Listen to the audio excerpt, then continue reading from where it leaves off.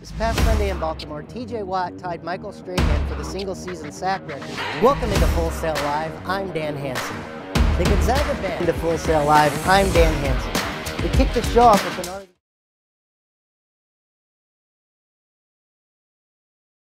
The Gonzaga Band, the preseason #1 team in the country, have been ranked as low as #5 in the polls, but continue their climb back towards that top spot.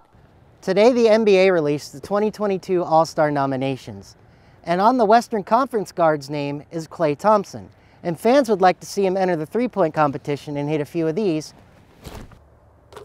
and defends his title. Now, with spring training right around the corner, fans are hoping to see these locks off the gate and baseball resumed. Welcome into Timeout. I'm Dan Hanson, your host. This is our first show, so we're going to start things off with a bang. We've got a jam-packed show to talk this week, as we'll dive into 2 American League teams this year and preview their upcoming season with opening day only a week away. This past Sunday in Baltimore, T.J. Watt tied Michael Strahan for the single-season sack record at 22.5.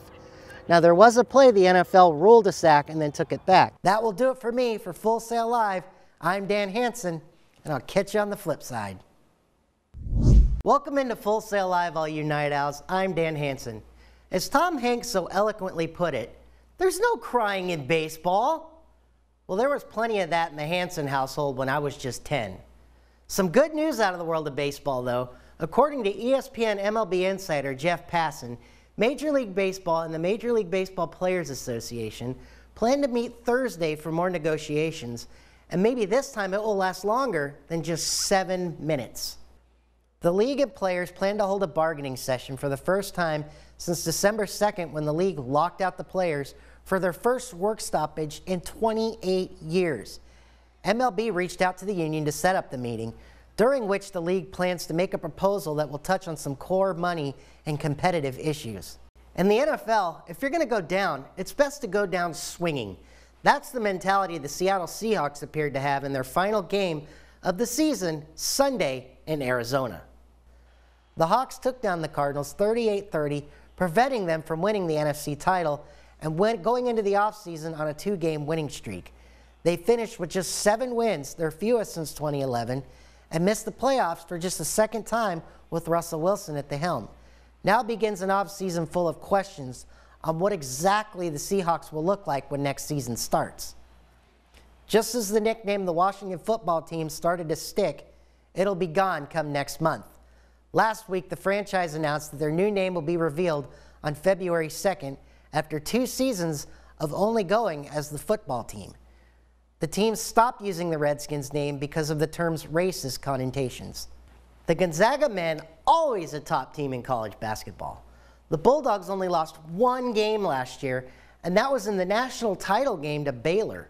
Speaking of Baylor, they've been upset by Texas Tech, which puts Gonzaga in a great position to take over the #1 spot.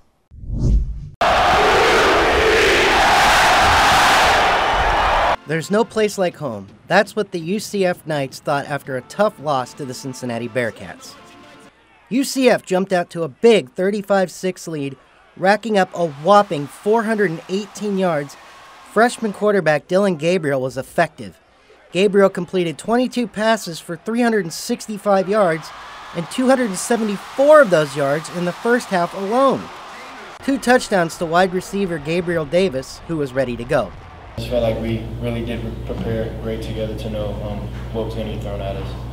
ECU scored 17 unanswered points, cutting the deficit to 12. There's some execution things that you got to do, right? There's some things that we ran in the second half that we ran in the first half. Some of them get the same look, some of them a little bit different. UCF had to reach deep down to make a play if they wanted to keep the lead. Luckily, Trey Nixon was up for the task and made that play when he caught a 53-yard score to put the game out of reach for East Carolina.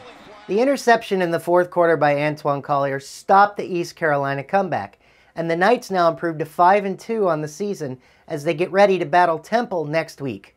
Reporting in Orlando for Full Sail Live, I'm Dan Hanson.